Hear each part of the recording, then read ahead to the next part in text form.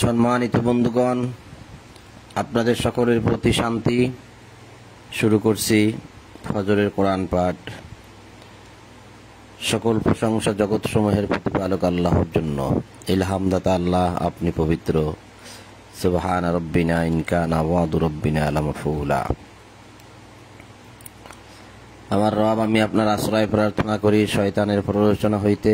আমার রব, আমি আরো আশ্রয় প্রার্থনা করি আমার নিকট উহাদের উপস্থিতি হইতে। দয়াময় পরম দয়ালু আল্লাহর নামে আরম্ভ করিতেছি। 2 নম্বর সূরা বাকারার 153 নম্বর আয়াত থেকে পাঠ শুরু। সূরা বাকারা আয়াত 153। আল্লাহ বলছেন, ইয়া আইয়ুহাল্লাযীনা আমানুস্তাঈনু বিস-সাবরি ওয়াস-সালাহ ইন্নাল্লাহা মা'আস-সাবিরিন। হে বিশ্বাসীগণ, ধৈর্য ও সালাতের মাধ্যমে তোমরা সাহায্য প্রার্থনা করো। নিশ্চয়ই আল্লাহ ধৈর্যশীলদের সাথে আছেন। আল্লাহ ঘোষণা করলেন, বলে দিলেন, ডাক দিলেন, ইয়া আইয়ুহাল্লাযীনা আমানু, ওহে যারা বিশ্বাস করে নিয়েছো। আমানুস্তাঈনু বিস-সাবরি ওয়াস-সালাহ। আস্তাঈনু বিস-সাবরি, আস্তাঈনু সাহায্য চাও। আর আমি সূরা ফাতিহায় কি বলে আসছি? ইয়াকা না'বুদু ওয়া ইয়াকা নাস্তাঈন। এই যে নাস্তাঈন আর এই যে আস্তাঈন, দেখেন সাহায্য। সেখানে আমি বলেছি যে আমাদেরকে সাহায্য করুন, আর এখানে আল্লাহ ঘোষণা করছেন যে সাহায্য চাও। বিস-সাবরি, সবর সহকারে, সবর দ্বারা, অর্থাৎ ধৈর্য সহকারে। ধৈর্য না ধরলে হবে না।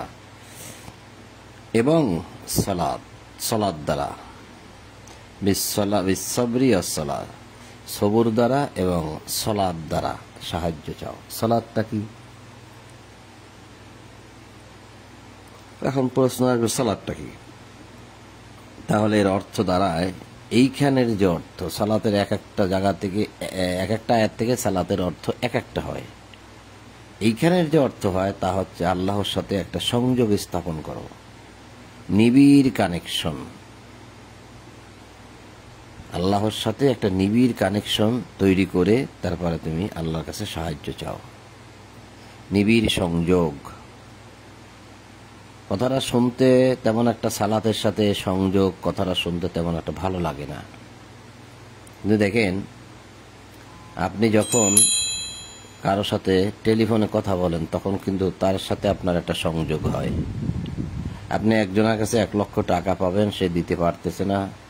আপনি টেলিফোনে তার সাথে দীর্ঘক্ষণ কথা বলতেছেন। ওই 1 লক্ষ টাকা কিভাবে পাওয়া যায়, কিভাবে আদায় করা যায়, সে ব্যাপারে আলোচনা করতেছেন। টেলিফোনে 1 ঘন্টার মতো কথা বলতেছেন। ওই 1 ঘন্টার মধ্যে কিন্তু ওই ব্যক্তির সাথেই আপনার সংযোগ ছিল, যোগাযোগ ছিল, এবং উদ্দেশ্য ছিল যে টাকাটা কিভাবে পেতে পারি। তাহলে আপনি ওই ব্যক্তিকে স্মরণে রেখেছেন এবং ওই ব্যক্তির কথাই মনে রেখেছেন। তাহলে আপনি ওই ব্যক্তির সাথেই সংযোগে ছিলেন।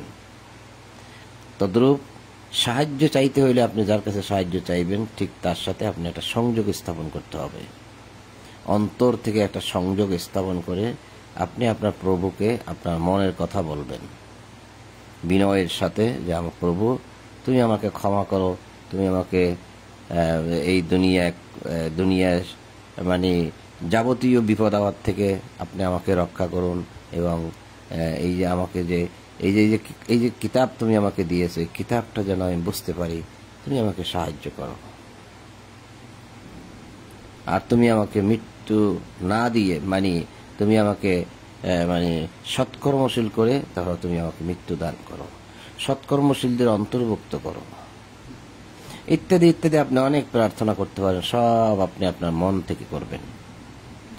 আল্লাহ সেটাই বলছে যে, হে বিশ্বাসীগণ, তোমরা ধৈর্য ও সংযোগের মাধ্যমে সালাত স্থাপন করো।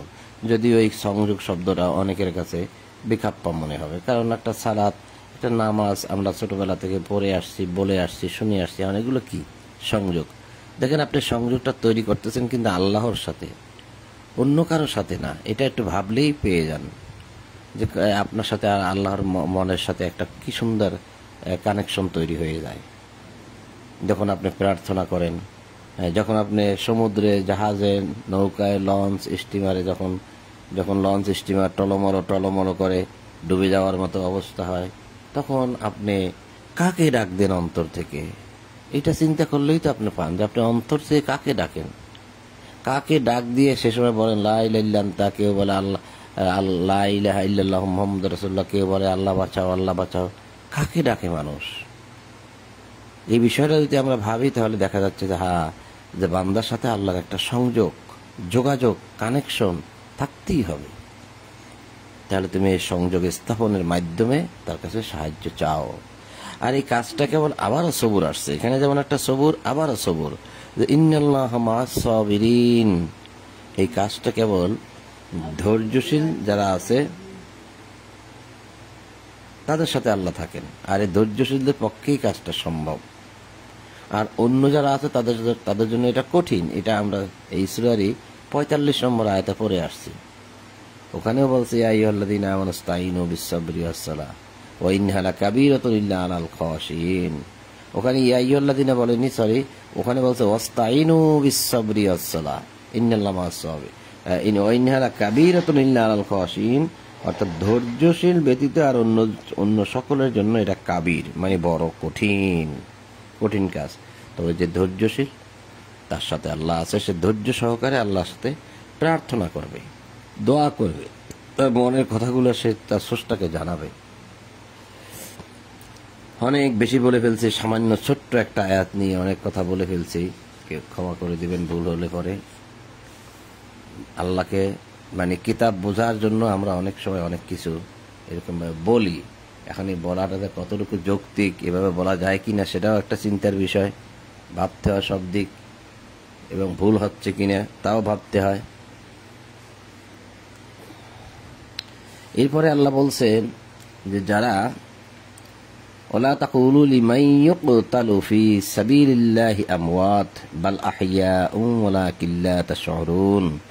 আল্লাহর পথে যাহারা নিহত হয় তাহাদেরকে তোমরা মৃত বলিও না, বরং তাহারা জীবিত, কিন্তু তোমরা তা উপলব্ধি করতে পারো না। আল্লাহর পথে মৃত্যু যে হলো, কোন পথে মৃত্যু হয়েছে? আল্লাহর পথে। আল্লাহর পথ যেটা, সেটাই মৃত্যু হয়েছে, সব পথে না। আপনি যে সব মৃত্যু কি আল্লাহর পথ বলবেন সেটা কিন্তু নয়।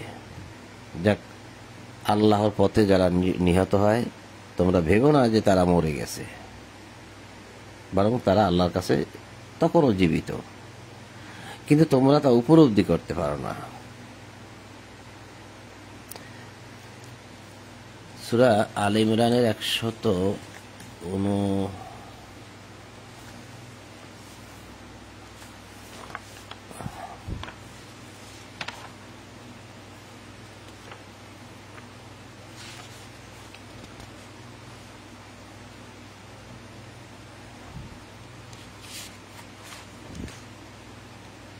এই দেখেন, সূরা আলে ইমরান আয়াত 169, যাহারা আল্লাহর পথে নিহত হইয়াছে তাহাদেরকে কখনোই মৃত মনে করিও না, বরং তাহারা জীবিত এবং তাহাদের প্রতিপালকের নিকট হইতে তাহারা জীবিকা প্রাপ্ত। জীবিকা রব্বিহিম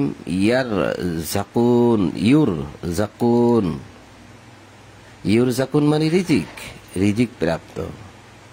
ওয়ালা তাহসাবান্নাল্লাযীনা কুতিলু ফি সাবিলিল্লাহি আমওয়াতান। যারা মরেছে আল্লাহর পথে তোমরা তাদেরকে মৃত মনে করো না, বাল আহইয়াউন ইনদা রাব্বিহিম, বরং তারা আল্লাহ তাদের রবের কাছে জীবিত। ইউরজাকুন, তারা রিজিক প্রাপ্ত, তারা রিজিক খায়, সকালে সন্ধ্যায় তারা খানা খায়। দেখছেন, এই যে ইউরজাকুন মানে তারা রিজিক প্রাপ্ত, জীবিকা প্রাপ্ত। তার মানে সকাল সন্ধ্যায় তাদেরকে রিজিক দেওয়া হয়। কেন রিজিক দেওয়া হয়? ওই যে জীবিত। মৃত হইলে তো রিজিক লাগে না। জীবিত মানুষ যদি জীবিত থাকে তাহলে তো তার খানা লাগে, তাই না? তা আল্লাহ যেহেতু বললো যে তারা জীবিত, তাহলে তাদের খানার প্রয়োজন আছে, তাই তারা খানা খায়। তাহলে এবার ভাবুন তো, তারা খানাটা খায় কোথায় বসে? তারা জীবিকা প্রাপ্ত, রিজিক প্রাপ্ত কোথায় বসে? অর্থাৎ তারা সরাসরি জান্নাতে চলে যায়। আপনি কি আমার এই কথাকে অস্বীকার করতে পারবেন? কিভাবে করবেন? আল্লাহই তো বলে দিল, যারা আল্লাহর পথে নিহত হয় তো তাহাদেরকে মৃত বলিও না, বরং তাহারা জীবিত। আর ওই আয়াতে দেখলাম সূরা আল ইমরানের 179-তে 169-এ যে তারা রিজিক প্রাপ্ত, জীবিকা প্রাপ্ত। তারা জীবিত মানুষের খানার দরকার আছে, তাই তারা খানা খায়। তাহলে তারা এখন কোথায়? জান্নাতে। এই জন্যই বলা হয় জান্নাত চলমান। কিন্তু মানুষ কি জানে জান্নাত যে চলমান? এই কথাটা কি মানুষ জানে? ভাবুন তো, জানে না। আল্লাহ দেখাই দিয়েছেন, তাই প্রমাণ দেখাই দিছি আপনাদেরকে। আল্লাহ এখানে আল্লাহ বলেছেন, তাই প্রমাণ আপনাদেরকে দেখাই দিলাম। 2টি আয়াত থেকে, আরো কয়েকটি আয়াত আছে এখানে, এবং তাদেরকে যে সকাল সন্ধ্যা রিজিক দেওয়া হয় সেই আয়াতও আছে। এরপরে আল্লাহ বলছেন যে ওয়ালা নাবলুওয়ান্নাকুম, তোমাদেরকে অবশ্যই আমরা পরীক্ষা করব। বিশাইইম মিনাল খাউফ, ভয়, সর্বপ্রকার ভয়, ভয় লাগাবো। মানুষ তোমাদেরকে ভয় দেখাবে, এই ভয় দিয়ে তোমাদেরকে আমরা পরীক্ষা করব। ওয়াল জু', ক্ষুধা, ক্ষুধা দিয়ে পরীক্ষা করব। অন্য মানুষেরা খাবে, তোমরা খাওয়া পাবে না। অমুসলিমরা খাওয়া খাবে, প্রচুর খাবে, ফেলে দেবে, তোমরা খাওয়া পাবে না। আমি পরীক্ষা করব তোমাদেরকে। আল জু' ওয়ানাকসিম মিনাল আমওয়াল, তোমাদের ধন সম্পদের ক্ষয়ক্ষতি করব, ধন সম্পদ নষ্ট করে দেব। সম্পদ অন্য মানুষের হবে, তোমাদেরটা হবে না। আমি সম্পদ নষ্ট করে পরীক্ষা করব। ওয়াল আনফুস, তোমাকে মরে যেতে হবে, তোমার মৃত্যু দিয়ে আমি তোমাকে পরীক্ষা করবো যে তুমি মৃত্যুর দিকে যাচ্ছ, মৃত্যুটা বরণ করে নিতে পারতেছো। অর্থাৎ তুমি আল্লাহর পথে যদি চলো, আল্লাহর দিকে যাও, আল্লাহর পথে জিহাদ করো, তোমাকে মরে যেতে হবে। তুমি মরে যেতে পারো এনি টাইম, এই মৃত্যুটা দিয়েও তোমাদের আমি পরীক্ষা করব। ওয়াল আনফুস, এবং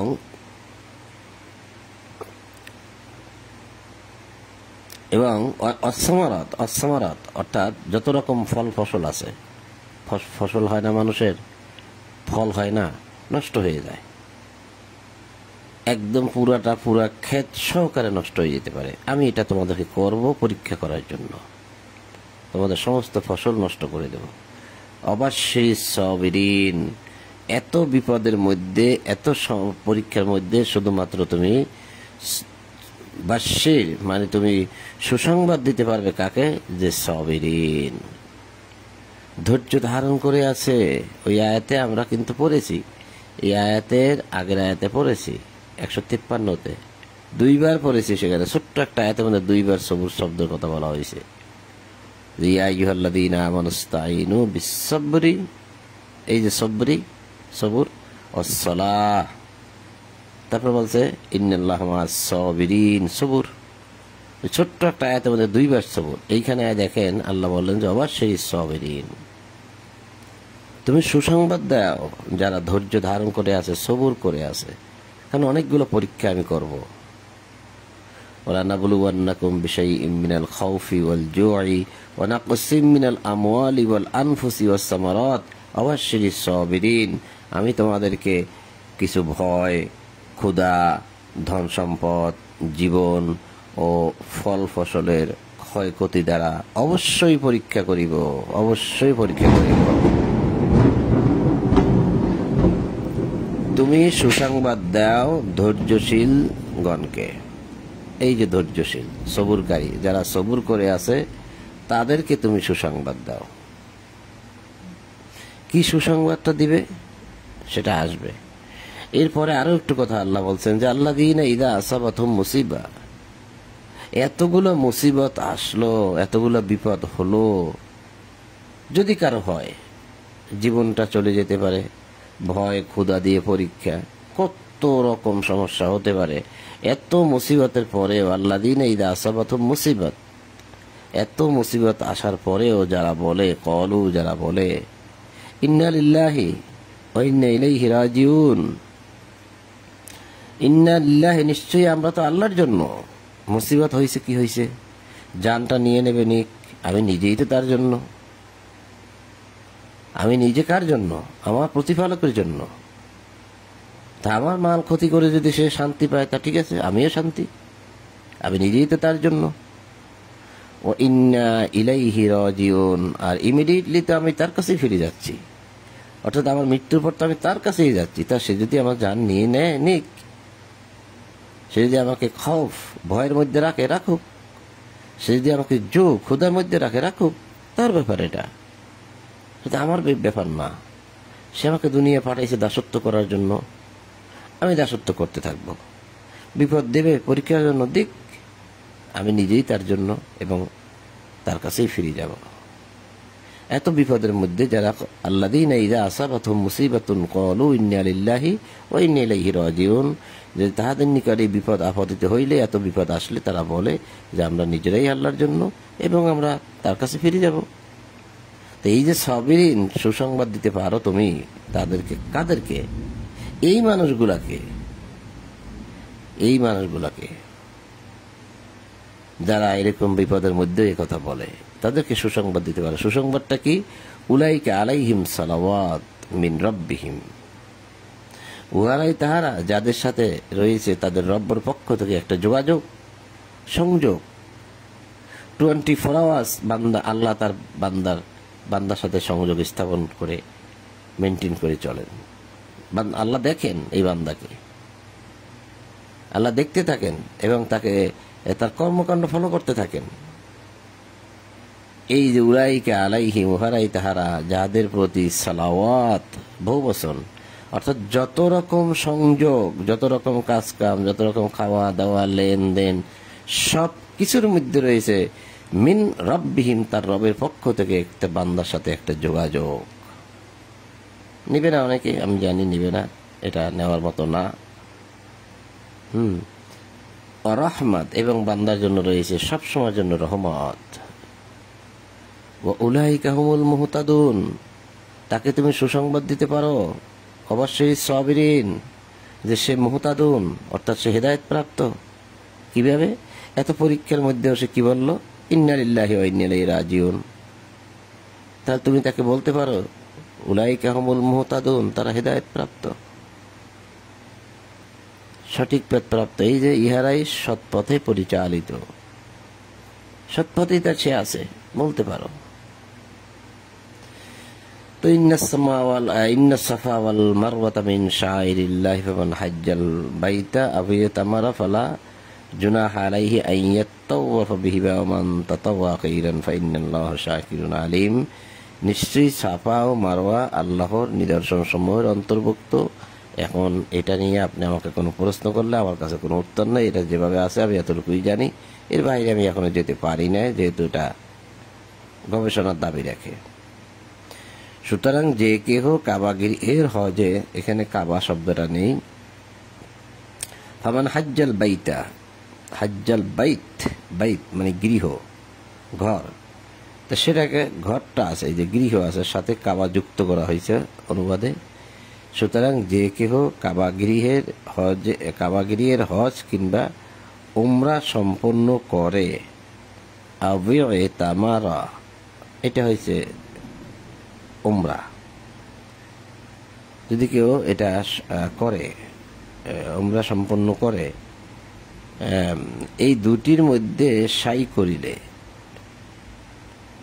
তাহার কোনো পাপ নাই। পাপ নাই এরকম না, তার পাপ হবে না। ফালা জুনাহা আলাইহি আন ইয়াতাওয়াফা বিহিমা, যদি সেখানে সে তাওয়াফ করে, যদি সে এখানে সাই করে, লেখা আছে যেহেতু এখানে ফামান হাজ্জাল বাইতা আও ইয়াতামারা ফালা জুনাহা আলাইহি আন ইয়াতাওয়াফা বিহিমা, সাই শব্দটা নাই, তার মানে তাওয়াফ শব্দটা আছে। আন ইয়াতাওয়াফা অর্থাৎ সে ওখানে ঘুরে ঘুরে প্রদক্ষিণ করে করে দেখে। এই দেখাটা, ঘোরাফেরা করাটা, তাওয়াফ করাটা, প্রদক্ষিণ করাটা, তাতে তাদের কোনো পাপ থাকবে না, মানে পাপ হবে না।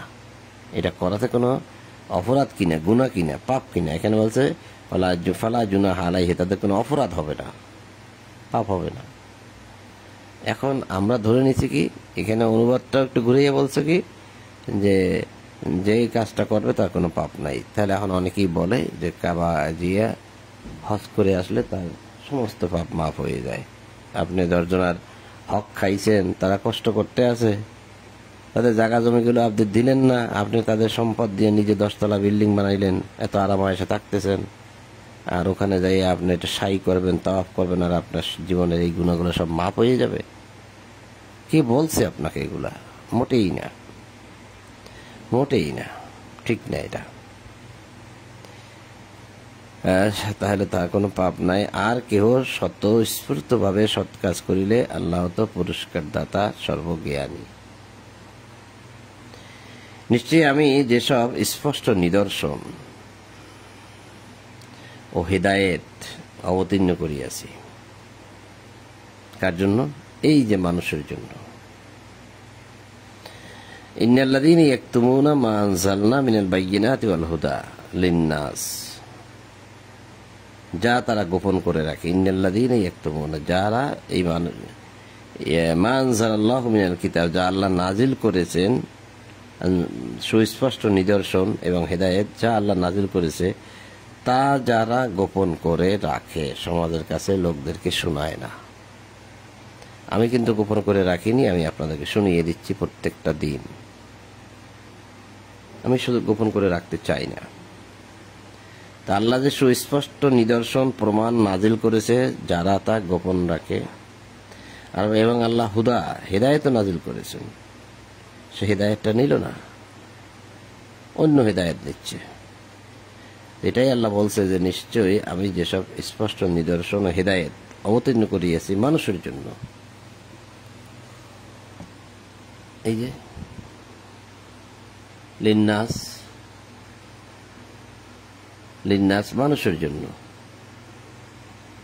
মিন বাদি মা বায়্যানাহু লিন্নাস মানুষের জন্য, তা সুস্পষ্টভাবে ব্যক্ত করার পরও, সুস্পষ্টভাবে মানুষের নিকট তা ব্যক্ত করার পরেও যারা তা গোপন রাখে, উলাইকা ইয়ালআনুহুমুল্লাহ ওয়া ইয়ালআনুহুমুল লাঈনুন, তাদের প্রতি আল্লাহর অভিশাপ এবং যারা অভিশাপকারী তাদেরও অভিশাপ। আপনি বুঝতে পারছেন কি কাকে বলছে কথাগুলো আল্লাহ?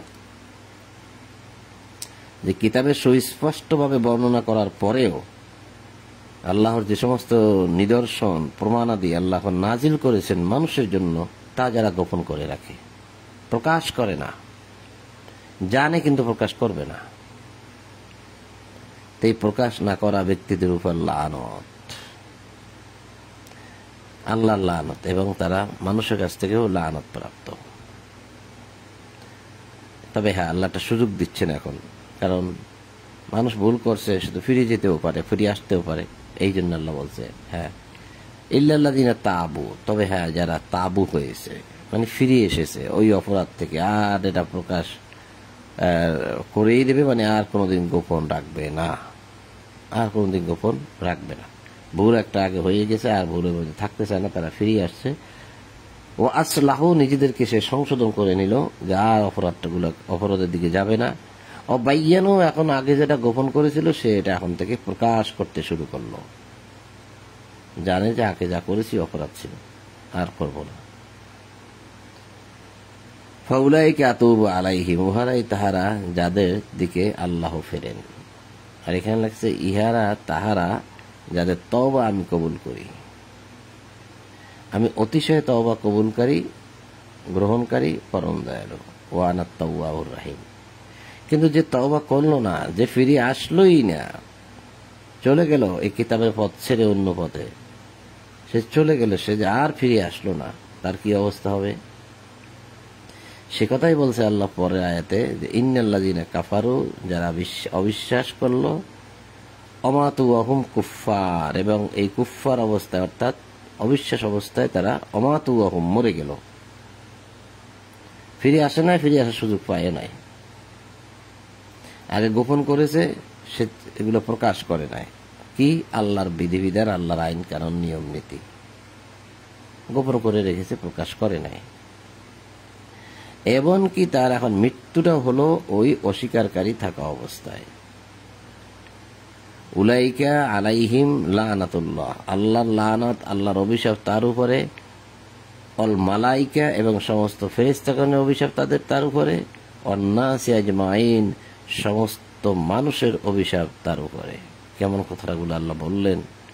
যদি আমাদের মনে মধ্যে একটু ভয় থাকে তাহলে আমরা এই কথাগুলো ভাবতে পারি যে কেমন কথা আল্লাহ বললেন। খালিদিনা ফিহা, এবং সেখানে মানে ওই অভিশপ্ত স্থানে মানে জাহান্নামে তারা সেখানে স্থায়ী হবে। লা ইউখাফফাফু আনহুমুল আযাবু ওয়া হুম ইউনজুরুন, তাদের শাস্তি কোনো অবস্থাতেই কমানো হবে না এবং তাদেরকে কোনো অবস্থাতেই ওখান থেকে বের করা হবে না, ছেড়ে দেওয়া হবে না। ওয়া ইলাহুকুম ইলাহুন ওয়াহিদ, তোমাদের ইলাহ একমাত্র ওয়াহিদ, একজন, দুইজন নয়, দুই ব্যক্তিও নয়। তোমাদের মান্য, তোমাদের ইলাহুকুম ইলাহুন ওয়াহিদ, তোমাদের মান্য যাকে মানা যায় সে কিন্তু একজন। একজনকেই মানতে হয়, ওয়াহিদ, একজন, এক ইলাহ। লা ইলাহা ইল্লা হুয়ার রহমানুর রহিম, তিনি ব্যতীত কোনো ইলাহ নাই, তিনি ব্যতীত কোনো মান্য নাই, মানা যায় এমন কেউ নেই তিনি ব্যতীত। এই যে দেখেন ইলাহুকুম একটি ইলাহ, ইলাহু ওয়াহিদ আরেকটি ইলাহ, লা ইলাহা ইল্লা হুয়ার রহমানুর রহিম এই আরেকটা ইলাহ। এই ছোট্ট একটা আয়াতের মধ্যে তিনটা ইলাহ, এই একটা, এই একটা, এই একটা। আর তোমাদের ইলাহ এক ইলাহ, তিনি ব্যতীত অন্য কোনো ইলাহ নাই। তাহলে এখানেও কিন্তু তিনটা ইলাহ পাওয়া গেল বাংলা অনুবাদে। তা যদি অনুবাদটা এরকম ভাবে হইতো যে তোমাদের মান্য একমাত্র আল্লাহ, তোমরা যাকে মানবে সে একমাত্র আল্লাহ, মানা যায় এমন কেউ নেই তিনি ছাড়া, তিনি দয়াময় পরম দয়ালু। এভাবে যদি হতো তাহলে কথাগুলা ক্লিয়ারও হতো, বোঝাও যেত, প্রশ্ন আসতো না। মানুষ হয়তো পড়ার জন্য আর একটু আগ্রহ দেখাইতো বেশি যদি মানুষ বুঝতো। তো সম্মানিত বন্ধুগণ, সূরা বাকারার 163 নম্বর আয়াত পর্যন্ত পড়লাম এবং ইনশাআল্লাহ এর পরবর্তীতে 164 থেকে পাঠ করব ইনশাআল্লাহ। আজ এখানেই সমাপ্ত করছি। আপনাদের সকলের প্রতি শান্তি এবং সকল প্রশংসা জগৎসমূহের প্রতিপালক আল্লাহর জন্য, এই বলেই আজ ফজরের কোরআন পাঠ এখানেই সমাপ্ত করছি। আলহামদুলিল্লাহি রাব্বিল আলামিন।